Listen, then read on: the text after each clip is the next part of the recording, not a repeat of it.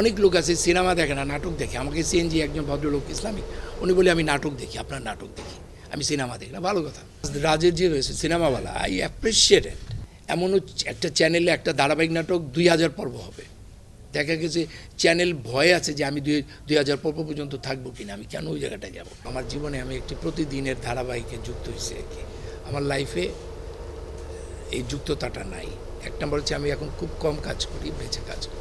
তো এই ধারাবাহিক নাটকের খুশবুতে করে যেটা হচ্ছে যে যেহেতু আমি 1 ঘন্টা করতাম ধারাবাহিক, ছোট ছোট ধারাবাহিকগুলো করতাম, এইটা করতে গিয়ে যেটা দেখলাম যে আমার এখন আইডেন্টিটিটাও তৈরি হয়ে যাচ্ছে এরকম। এই তো খুশবুর বাবা, এই খুশবু দেখলাম ভাই রাস্তার মধ্যে জোর করে দাঁড়ায় ছবি তুলতেছে। তো এখন যেটা আমার কাছে মনে হয়েছে যে খুশবু কি আসলেই এতটা জনপ্রিয় হয়ে উঠেছে বাংলাদেশে।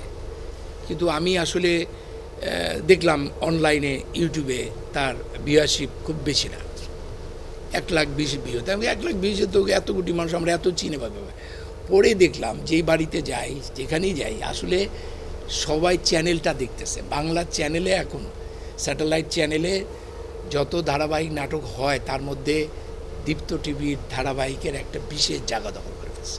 অনেক লোক আছে সিনেমা দেখে না, নাটক দেখে। আমাকে সিএনজি একজন ভদ্রলোক ইসলামিক, উনি বলে আমি নাটক দেখি, আপনার নাটক দেখি, আমি সিনেমা দেখি না। ভালো কথা। এই ধারাবাহিক নাটকটা যদি না থাকে, আজকে আমাদের দর্শক, যেটা ধারাবাহিক নাটক দর্শকটা এখন নাই, কমে গেছে।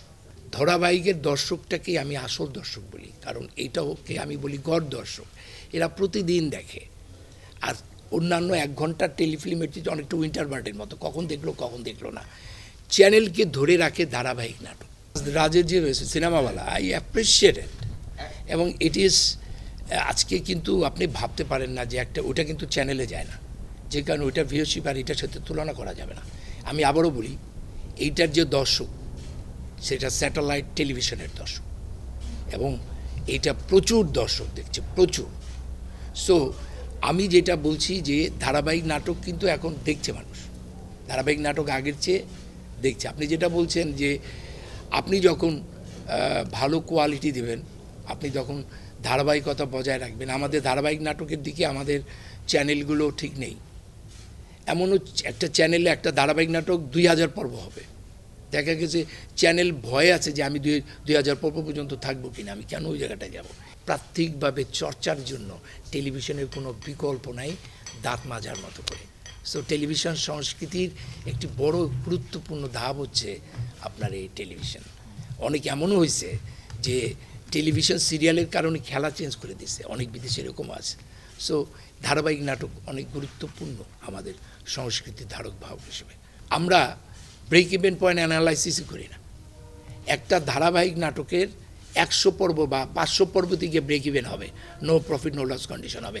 তার যে সেট, তার যে কস্টিউম, তার যে ধারাবাহিকতা, এগুলো যদি ঠিকমতো না করা যায়, তাহলে কেন আমি আমার সেট কস্টিউম নিয়ে চিন্তা করবো কেন?